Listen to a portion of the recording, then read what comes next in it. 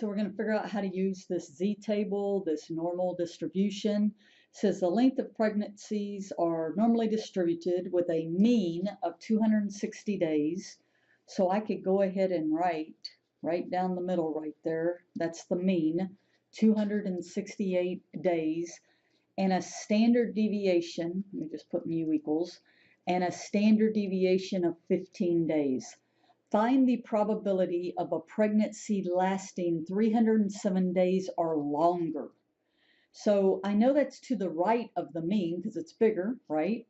So it'd be somewhere like here, 307 days. And what I'm looking for is this shaded area, which is my probability. All right, so I'm looking for the probability that this x value, this particular value, is going to be greater than 307. So I do my standardization, where basically I turn this to 0, and I need to figure out what my z-score would be for 307. So I do 307 minus 268 divided by my standard deviation. So that's just my z formula, x minus mu over my standard deviation. When I do that, I get 2.60. So what that's saying is if I standardize this data set to a mean of 0, this z-score then would be 2.60 right there. So then what I do is I look up in the table, so I go to my z-table and I look up a z-score of 2.60. So you ready? Grab your table or click on the link. So I'm looking for 2.6. So I know it's to the right of the mean, so it's positive values.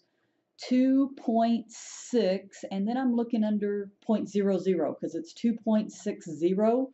So it looks like it's 0.9953. However, that's the area to the left of z. So the 0.9953, what that is that's this area. All this area right here. That's the 0.9953. I don't want that area. I want that area. So the entire curve adds to 1, right? 100%. So to find to the right, I would just take 1 minus 0.9953. I'd get 0.0047, and that would be that probability in that area. All right, so then next part B here says the length of pregnancies. If the length of a pregnancy is the lowest 3%, so I'm switching colors here, the lowest 3%. So basically what I'm saying is this shaded area is 3%. Remember in your table, the probabilities are written as a a 4-digit decimal. So I could rewrite this as 0300 just because that's what I'm going to be looking up in the table. All right, and so it's still the same mean is still 268. The standard deviation is still 15, so none of that changed. So I know I have this formula, z equals x minus mu over the standard deviation. What am I looking for? All right, find the length that separates. So in other words, I'm looking for that x value right there.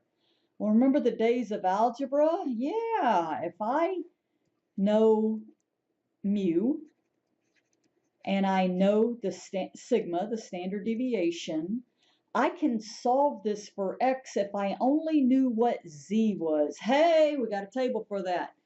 I'm going to find this z value in my table by looking up the lower 3%. So I go to my table. I know this is going to be the negative side. Why? Because the left side, remember, is up to 0.5. I'm looking for 0.03. So I'm looking in here for the value that is closest to 0.03. Oops, I didn't mean to do both of those. And it looks like that's the closest at negative 1.88. All right, so inside are my probabilities, my area. This one I was given the area. I needed to find the z-value, which is negative 1.88. So I go back here and I put negative 1.88. Then I do that crazy stuff you remember from algebra. I can multiply both sides by 15. So in other words, I get rid of the 15. I'm doing that, multiplying both sides by 15. And then finally, I can add 268 to both sides to what I get.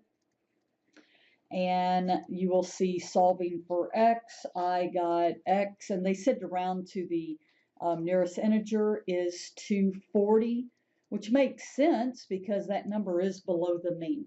So that would be the length that separates premature babies.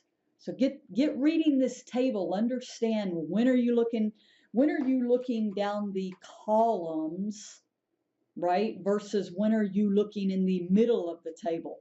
The columns is if you actually calculated a z-value. The within the table is if you're looking for a particular probability and then you need the z-value like we just did for solving. All right, hope that helps.